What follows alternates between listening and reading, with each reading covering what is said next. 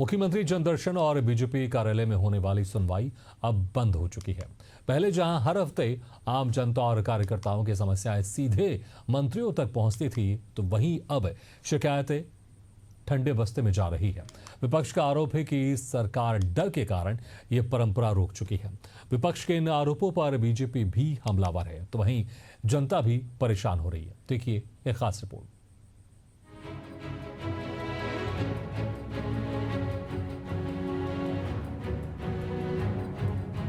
जनदर्शन बंद, सियासत शुरू। मुख्यमंत्री जनदर्शन बंद। हर हफ्ते मंत्री सुनते थे लोगों की समस्या। लोकसभा चुनाव के पहले से बंद है जनदर्शन। जनदर्शन कार्यक्रम नहीं होने से जनता परेशान। जनदर्शन से दूर होती थी लोगों की समस्याएं। अब लोगों को नहीं मिल रहा समस्या सुनाने का मंच। डर के चलते जनदर्शन बंद, कांग्रेस ने कहा। बीजेपी कह रही है विभिन्न माध्यमों से सुन रहे हैं जनता की समस्या। जनता से सीधे रूबरू होकर उनकी समस्याओं को सुनने और समाधान का आश्वासन देने के लिए भाजपा सरकार ने सत्ता में आते ही जनदर्शन की पहल शुरू की थी। इस पहल के जरिए जनता अपनी परेशानियों को सीधे मंत्रियों तक पहुंचाती थी। मंत्री और नेता हर हफ्ते जनता की समस्याएं सुनते थे और मौके पर समाधान भी मिलता था। लेकिन पिछले कुछ महीनों से पूरी तरह बंद है। ऐसा नहीं है कि लोगों की समस्याएं खत्म हो गई हैं। समस्याएं तो हैं, पर उसे सुनाने के लिए जनता के पास अब कोई मंच नहीं रहा। कांग्रेस का आरोप है कि बीजेपी सरकार ने जानबूझकर जनदर्शन कार्यक्रम बंद किया है। पीसीसी चीफ दीपक बैज ने आरोप लगाते हुए कहा कि जनता की नाराजगी से बचने के लिए मुख्यमंत्री और मंत्री अब जनदर्शन से दूर भाग रहे हैं। जनदर्शन किस आधार पर चलेगा? सरकार का कोई काम नहीं,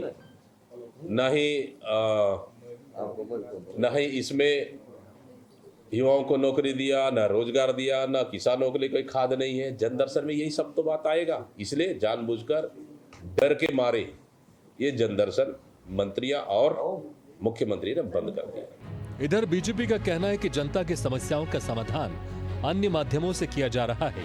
लगातार मंत्री विधायक जनता के बीच में जनता की समस्याओं को सुनने के लिए हैं। अभी जनता के विकास के लिए प्रयास किए जा रहे हैं। लगातार माननीय मुख्यमंत्री जी भी और लगातार सारे मंत्री, यहाँ तक विधायकगण लगातार जनताओं की समस्याओं को लेके जनता के बीच में रहे और जो समस्याएं आई उनको रेक्टिफाई करके उनके समाधान की दिशा में हम आगे बढ़े।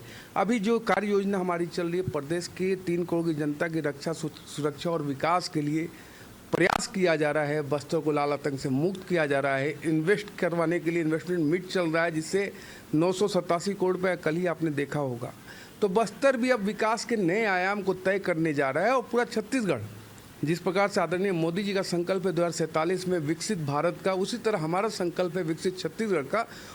जनदर्शन न सिर्फ आम जनता और सरकार के बीच संवाद का एक सशक्त माध्यम था, बल्कि ये लोगों की उम्मीदों, शिकायतों और समस्याओं को सीधे शासन के कानों तक पहुंचाने का जरिया भी था। इसके बंद होने से करोड़ों लोगों की वो उम्मीदें भी अधर में लटक गई है। अब सबसे बड़ा सवाल यही है कि आम आदमी अपनी बात सरकार तक कैसे पहुंचाएगा? क्या कोई और मंच इसकी भरपाई कर पाएगा? एशियन न्यूज के लिए रायपुर से शशिकांत साहू की रिपोर्ट।